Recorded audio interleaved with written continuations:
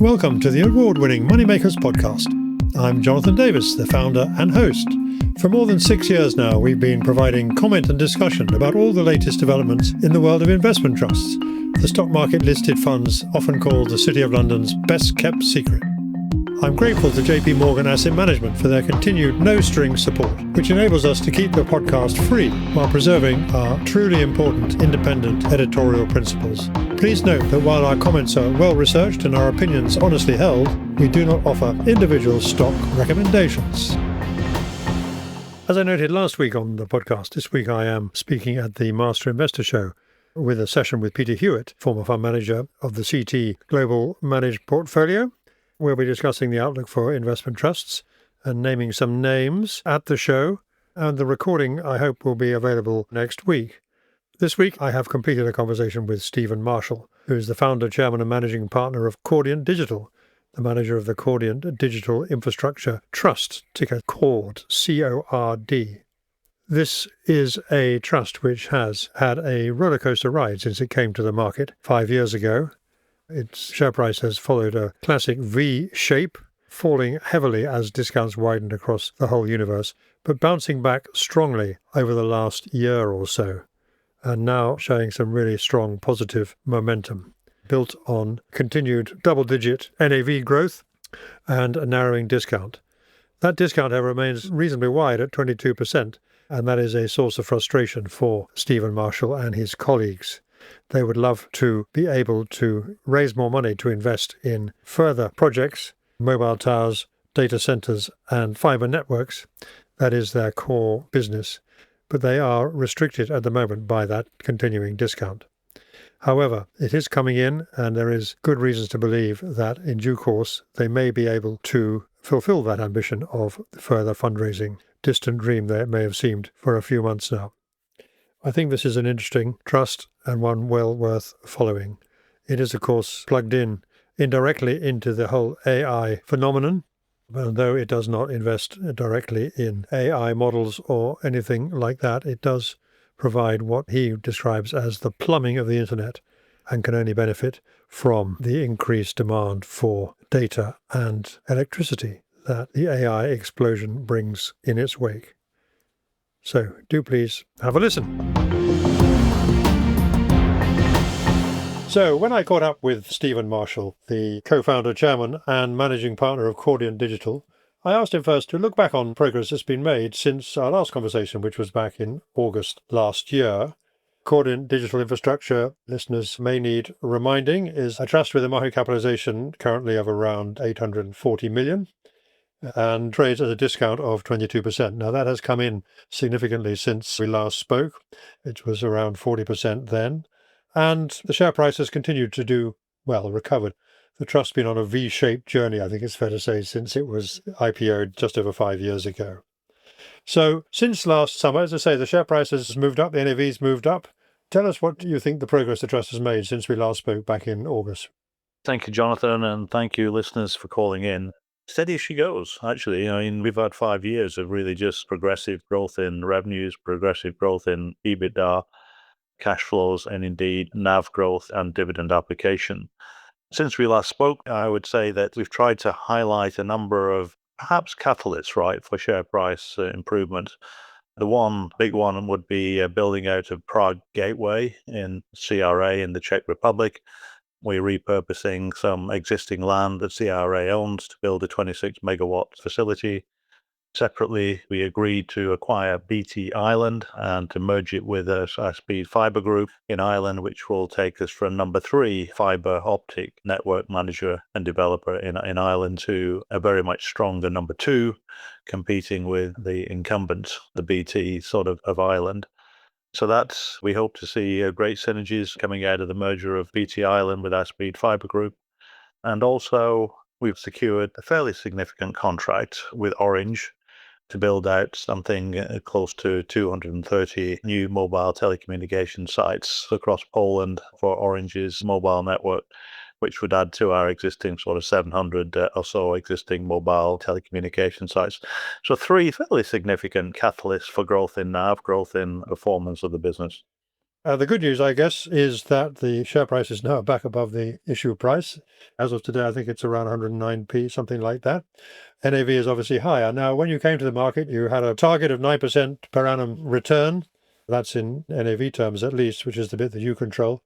And you've exceeded that as well. So I guess you must be pleased that the market also is now perhaps coming around to recognize what you've been doing rather more readily than it has been, say, it was about a year or 2 years ago, I should say.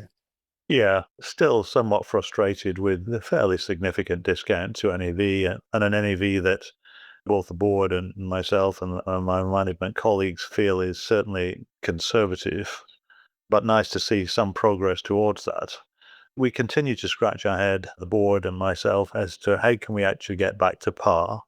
And that was, to some degree, one of the stimuluses for inquiring of the FCA whether they would be supportive of us moving up to the main market in order to hopefully further reduce the discount to NAV and move us forward. So you're having a general meeting, an EGM about that next week on the 27th of April, that is. So the thinking behind that is part of this drive to improve the rating of the shares. But in actual sort of specific practical terms, why have you decided to make the move now rather than at some other point? To move to the main market. It's something that's absolutely been on our mind now for well over 12 months. When we first obviously raised our first tranche just under 300 million 5 years ago, of course, we were a blank sheet of paper. We had no diversification at that point in time. And of course, moving up to the main market, there is an underlying requirement that you have a reasonable degree of diversification across a number of investment opportunities.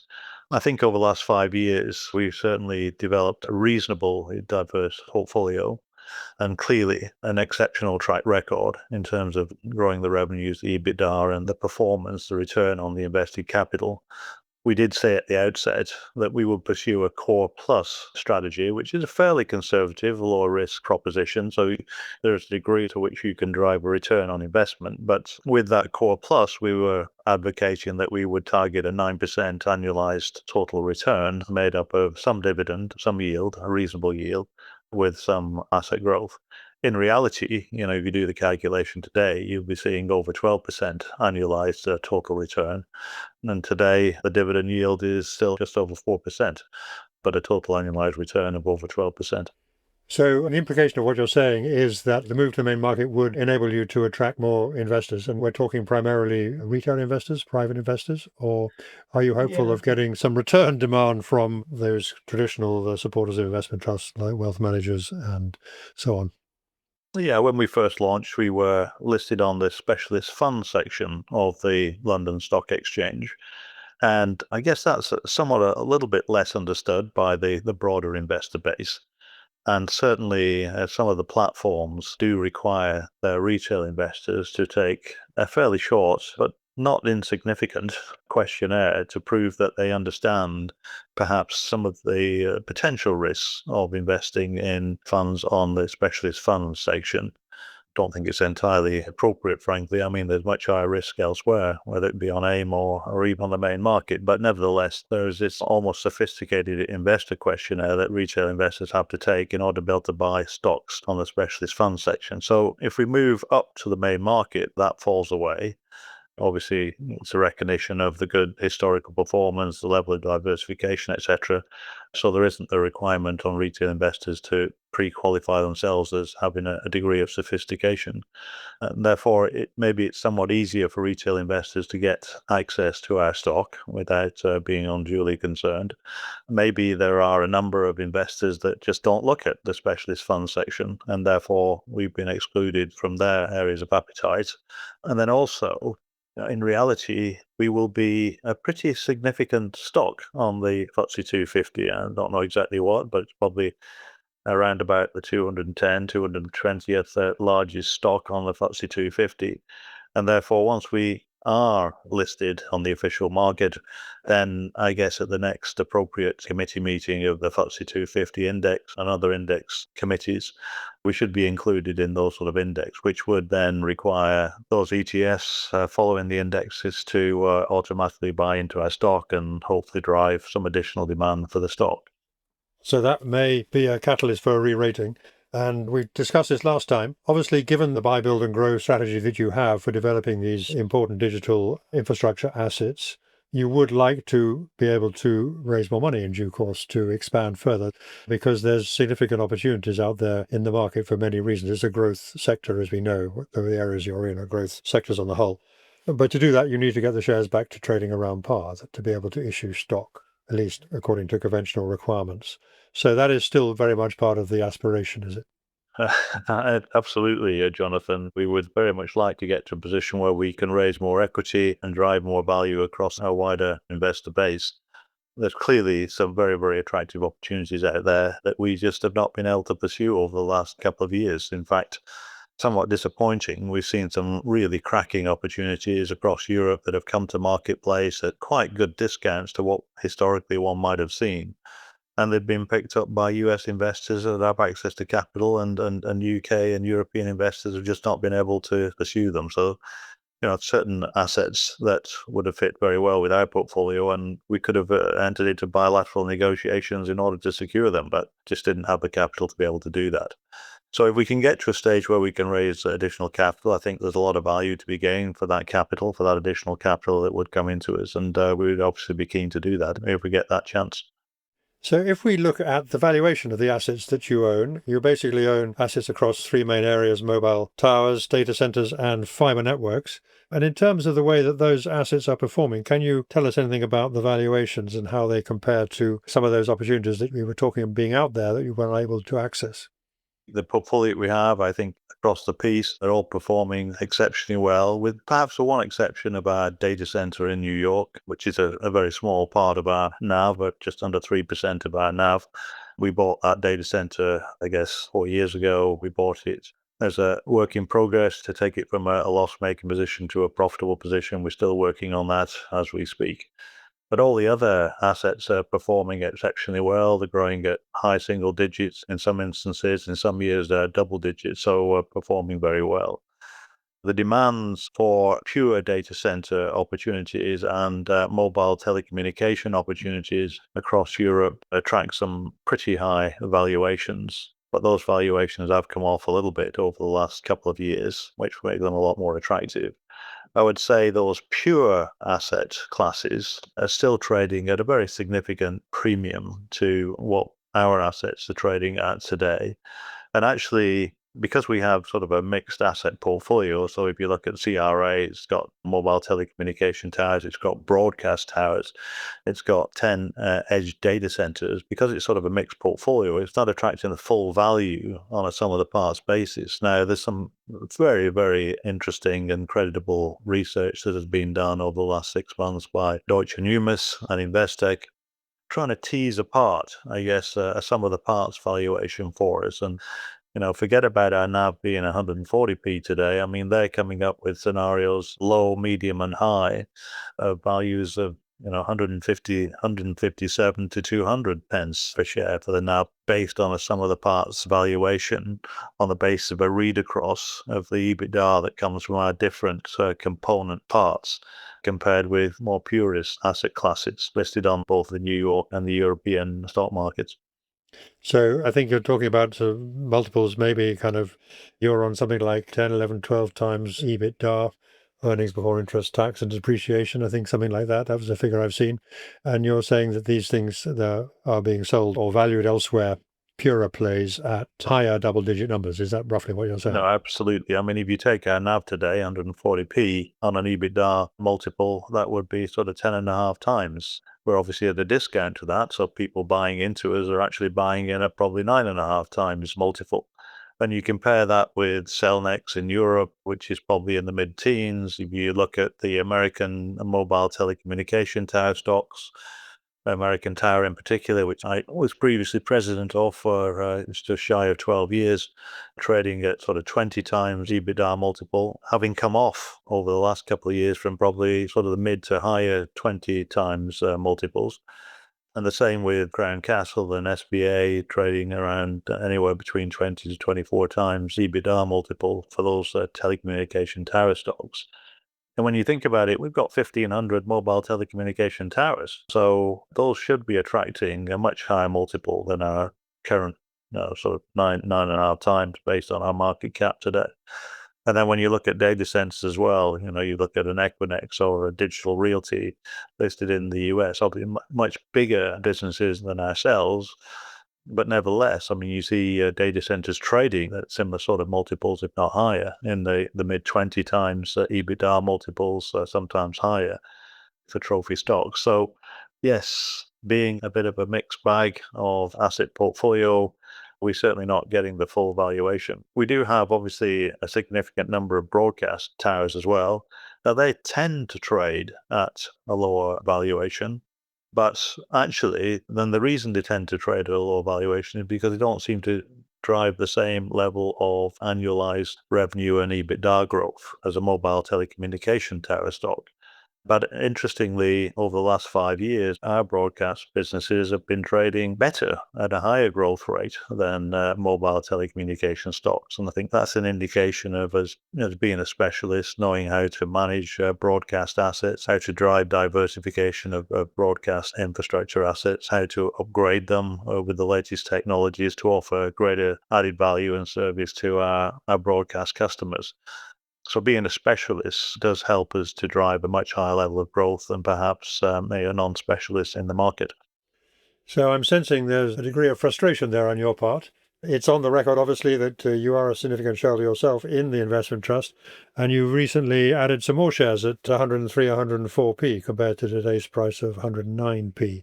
So you're definitely a believer in the numbers you're talking, if you like, and the potential upside that there is from this. And we talked about your frustration last time and why it is that pension funds don't invest in a business like yours, why it is that the number of wealth managers we know are consolidating and so on, and the demand there may be falling, and why it is, in a sense, why you have to rely on private investors to be a marginal source of demand.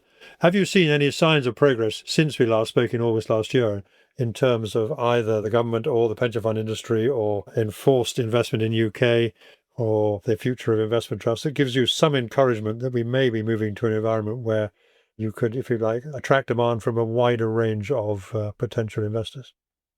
No, I mean, again, a high level of disappointment, right, in terms of some of the developments that are evolving. LTAS are not nowhere near, in my view, and a number of other, I guess, industry pundits, nowhere near as good structures as the investment trust sector. Yet, they're getting, a great deal of recognition and publication. And we'll probably end up with some sorry stories right at the end of the day in terms of the illiquidity issues that they face compared with the grand history of investment trusts. The whole notion that, it's a good thing that government are encouraging investment in private illiquid assets. But then to carve out and say that investment trusts don't count for that calculation, again, just is not very helpful at all and is really throwing the investment trust market under the bus, it seems to me.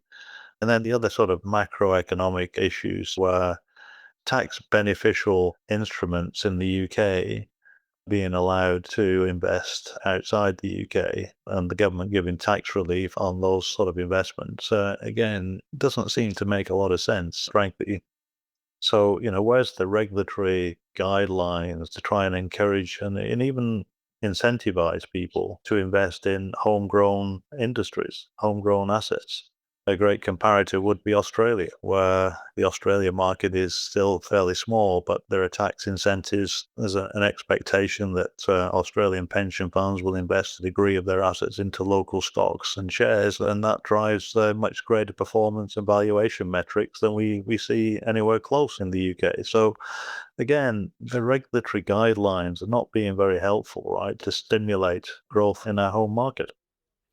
I suppose one could say, in answer to that, that where you are investing your capital is in Poland, the Czech Republic, and Ireland, Belgium. So these are non-UK assets, if you like. Have you ever looked at opportunities to actually invest in those areas in the UK? And do you think that might make a difference if that was something that you did? Yeah, these are non-UK assets, but we're driving economic value in the UK. We're a UK taxpayer and contributing to UK economic growth as a result of that. But absolutely, we'd love to buy assets in the UK. The assets, the type that we were looking for didn't come up at the time that we had availability of cash. We have seen opportunities since then, the last couple of years. But again, because we haven't been able to raise additional capital, we haven't been able to pursue those with any great vigor. So it's further disappointment from that perspective. You are listening to the Moneymakers podcast. To keep up with every single item of news from the investment trust sector each week and all the latest share price, NAV, and discount movements, why not try a subscription to the Moneymakers Circle, our premium content weekly newsletter, now available with a 2-week free trial. There you'll find our in-depth, independent profiles of more than 200 investment trusts and much more content. Go to money-makers.co/circle for more details. If you like this podcast, do please subscribe to the channel and share through whatever platform you're using. As well as the usual podcast channels, we can also be found on YouTube, TikTok, X, Blue Sky, and most recently on Substack. Find all those links on the website, money-makers.co. It's not your decision, obviously it's a board decision, but can you ever envisage a point at which you might say, to hell with all this, being an investment trust hasn't quite worked out the way we wanted it, and therefore we could go private in some form? I mean, somebody else might come along and try and take you private, but do you think that that would ever cross your mind as an option? Well, both myself and the board are cognizant of wanting to drive good value for our investors, the investors that have supported us over the years and continue to do so. So we are absolutely focused on, how do we do that? Unfortunately, there isn't a silver bullet, right, in terms of how to do that. Taking it private is a one-off return for shareholders, which could happen at some point in time. Somebody could come over the hill and offer NAV or some sort of premium to NAV, and that's the inevitable result of our endeavors, and would have rewarded shareholders reasonably well. But as I've just pointed out, I mean, if you look at the research from Investec and from Deutsche Numis on the sum of the parts, if someone comes and pays NAV, people might be quite happy, but perhaps some more of our sophisticated investors might be a little disappointed that it's been sold off at a good price to a new owner and should have commanded an even higher value of NAV. So that's one thing. So we're certainly not soliciting any moves in that direction. What we are doing is we're trying to look for every incremental opportunity to get back to NAV and continue the progress of where we started. And that was all about, for me anyway, the new lease of life for me in terms of coming from multinational corporations and trying to provide an opportunity for the retail investor to access this fantastic asset class of digital infrastructure, which is continually growing, has been growing for many years, will continue to grow for many years into the future, and to give them access to that across a diversified portfolio to build their own balance sheets and personal wealth. So that's my motivation. As you said, Jonathan, I continue to increase my shareholding as I see the shares trade at a continuing discount to NAV. I'm committed to getting us back to a full valuation at some point in time, whether that comes naturally or I have to sell down assets over a period of time. I have to divest my mobile telecommunication towers. I have to divest my data center towers. I have to put my broadcast assets into a more of a high yield, dividend yield paying proposition that attracts a greater valuation. So all of these things are possible over a period of time if they become essential to achieve full value to those people who have invested in us over the last 5 years and continue to support us. And I'm highly motivated to do that. Now, I don't have to do that this year, next year, the year after, but over the next 5 years, by hook or by crook, I'll be looking to try and get full and fair value for this asset class, which of course I will benefit from because I own 15.3 million shares, but all those people that have supported it over the years will also benefit as well. And of course, it is ironic that this should be happening at a time when we know that there is this extraordinary thing called AI going on, which is producing huge demand for data centers and for many of the assets that you have. Perhaps you could just explain how you see what's going on in AI at the moment. Some people say that it's an arms race which is going to burn out. But as far as you're concerned, operating at your level where you are with the sort of hard physical assets that underpin all this, tell us what you think is going on in terms of the increase in demand and how it might all play out from here over the next 2-3 years, given the huge amounts of capital that are being committed to this business. Well, from our perspective, we're at the very early stages of an incremental demand for our asset class that will evolve over the next decade. Right, what you're seeing at the moment with an arms race or a gold rush is massive investment in some potentially fairly short-term machine learning whereby you're taking these machine models and you are teaching them and giving them all of the information that's out there for them to be able to compute and respond to certain questions. When all of that information has been uploaded, when the machine learning has been substantially done, I wouldn't say perfected, I mean, I guess it will go on for many years, but a large bulk of it will be done, and then there won't be the same demand for the machine learning elements. And as a result, there will be a number of catastrophic failures in some investments that have been made, which were doing really well and then fall off a cliff at some point in time.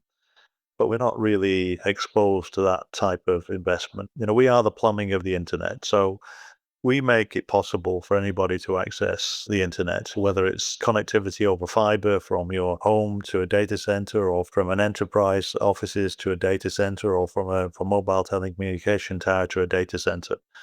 We give access for mobile telecommunications on our towers, and of course, we own some edge data centers which hold the servers that have this information. Now, historically, we've gone into Google and we've asked for some information, and we get some static information based on a business or something else. What's happening with AI is you're going to go into the internet and you're going to ask it to compute something, not just give you static information that's been published, but actually compute something. I'm married with 2 children. This is how much I earn. This is how much my wife earns. This is how much interest we get and how much dividend income. What is our tax rate in the UK? That is a computation. And that requires a certain amount of activity in a server, in a computer, somewhere in a data center. It requires information to go over the fiber optic network, which in many instances we own.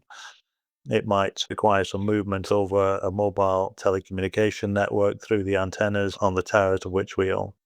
So historically, whilst we've had a demand for the plumbing of the internet because people are just asking for information, and people are going to continue to ask for information, but on top of that, as we go into the future, we're going to have a demand for people asking for the internet to compute various calculations, which requires more servers in the data centers. It requires more traffic over the mobile network.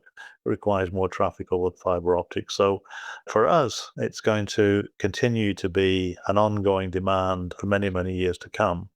We're not exposed to this very, very short-term demand at machine learning, which had been done in billion-dollar hyperscale data centers, which is just not our business.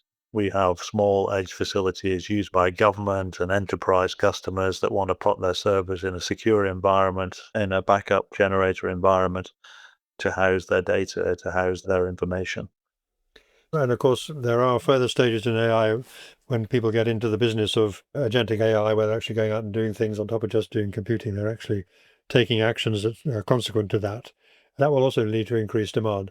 So down at your plumbing level, I guess the issue is how rapidly are your revenues going to grow? But they're basically, you're on long-term contracts linked to inflation. So basically, you're not going to see exceptional revenue growth across your bunch of kit. You're going to see steady, long-term, inflation-linked revenues. And therefore, it's not particularly an area where you're going to be influenced by whether there's a shortage of capacity or a surplus of capacity. Is that right? At the plumbing level, we have customers that want to be on our assets. They want to be on our assets for the long term. Therefore, we have escalation clauses in which give us inflationary growth in our revenues and our profitability.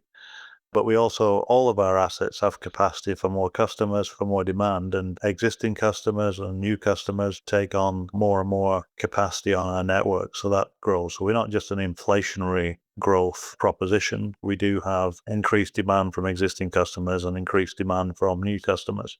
But I would say, from our perspective, it's an incremental growth over many, many years, as you sort of allude to, Jonathan. But driving sort of high single digits, low double digits, depending on the year, right? So depending on, not everything is totally uniform, is what I would expect on a go-forward basis. Now, when we look at Prague Gateway, that's a 26 megawatt data center. We're building it out today. We've been securing the regulatory licenses and the zoning requirements from the Czech government for the last sort of 2.5 years.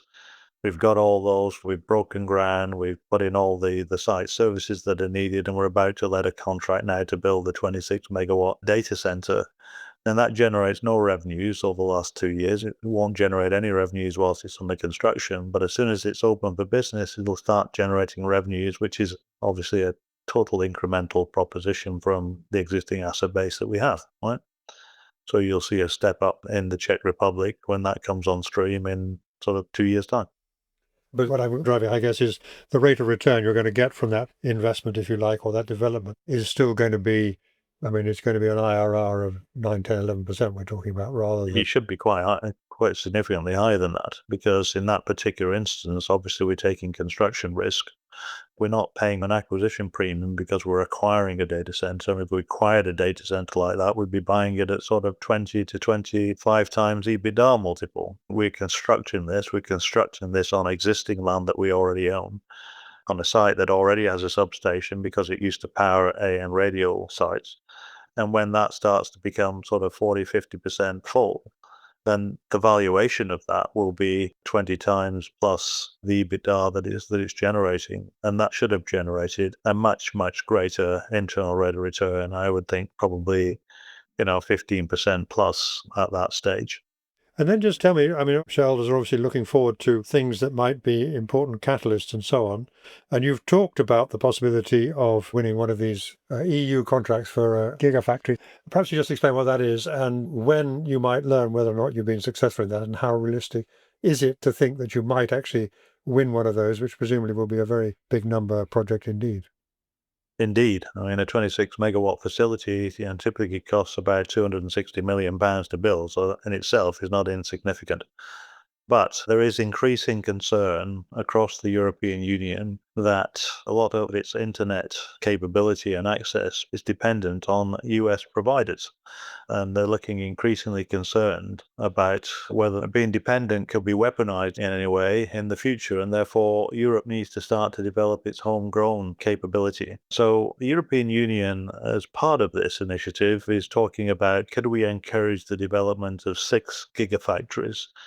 So data center capabilities, probably with the capability for sort of providing support for, say, 100 megawatts plus of capacity across the European Union. And as a result of that, they're willing to make a subsidy contribution to developers of each of those factories, in coordination with the local country government as well. So between the European Union and the local country, they'll probably provide 30% support for any developer developing a gigafactory. So the European Union have asked for people to submit proposals, which we have submitted a proposal in partnership with the Czech government. And the proposal is to upgrade 26 megawatt facility to probably 100 megawatt facility over the coming years. And certainly that's been received quite favorably so far, but there's a long way to go. And the European Union will have to allocate these across its geography. So it'd be quite exciting if we were to win it, we were to win one. But let's be cautious here. I think whether we ourselves and the Czech government are going to be successful here, I'm keeping it at a fairly low percentage at this point, but nevertheless, we will progress it alongside the development of our 26 facility. So perhaps I can also then just briefly ask you about the external environment, if you like. Because of the Iran war and because of all other things been going on, we know that interest rates are not coming down as fast as they should do. We know that inflation is going to be a little bit higher. I don't know what your cost inflation looks like at the moment. And there's also, of course, a lot of politics. I won't ask you to comment directly on Czech politics, of which I'm not a particular expert myself, but it does have, I think, a populist right-wing government at the moment. That may not be that popular with Brussels when it comes to those sort of things. We don't know how the Iran war is going to play out. We don't know what's going to happen to interest rates and inflation from here. But in terms of how any of those external factors, macroeconomic or political, might impact your business, what are you seeing at the moment? Is it positive, negative? How would you interpret what's going on? Yeah. Well, I think there's probably a couple of things. So the first one is inflation. I tell my staff all the time, inflation is our friend. I tell investors, inflation is generally our friend. We have blue chip clients that want long-term contracts, and therefore we need escalation clauses, some of which are uncapped, some of which of them are capped. But because we invest in physical infrastructure, obviously we have to charge sufficient to be able to not only cover our operating costs, but also depreciation on the physical infrastructure. So as a result of that, what you typically find when you look at our P&L is that we have very high gross margins and our operating costs are a minority percentage of our revenues. And of course, it's the revenues that attract the inflation element, which drops into our P&L. But the cost of inflation that goes out of our P&L is on the basis of our operating costs, which are a fairly modest percentage of our overall revenue. So there's usually a delta between the two, which drops through to profitability and to shareholders. So inflation is usually our friend. So inflation coming from the Middle East actually is likely to be financially beneficial for us across our asset base. Now, there are obviously other issues. There's equipment that needs to be acquired in data centers, new servers, storage capacity, chips, etc. And the complication in the Middle East are causing, difficulties with access to equipment for the digital infrastructure market. So what we do see within data centers is maybe we don't get data centers leasing up quite as fast as we might otherwise have seen because people can't get access to the equipment. They can't get access to the chips as fast as they would like, and particularly with AI, the demand for these chips. So as there is a delay in availability of the chips, there's obviously a delay in putting more servers into data centers and getting leased up. Now, this is all proportional. It's a delay of additional demand that could have come through if chips were available. It's not a shortage of normality. And in terms of any kind of geopolitical risk, in terms of where you are located, you're in Poland, you're in the Czech Republic, both of which are neighbors of Ukraine. Do you have any concerns about that? I mean, how big a factor is that? I mean, not much you can do about it in the short term, but how does that factor into your thinking?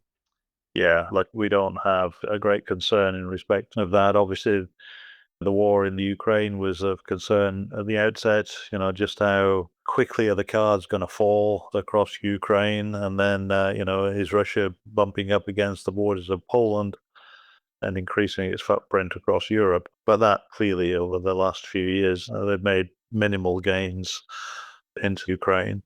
We benefited from the fact that Poland has continued to increase its investment in its defensive posture, both directly, and NATO has obviously done the same with further investment in Poland, the Czech Republic, and across other parts of Europe.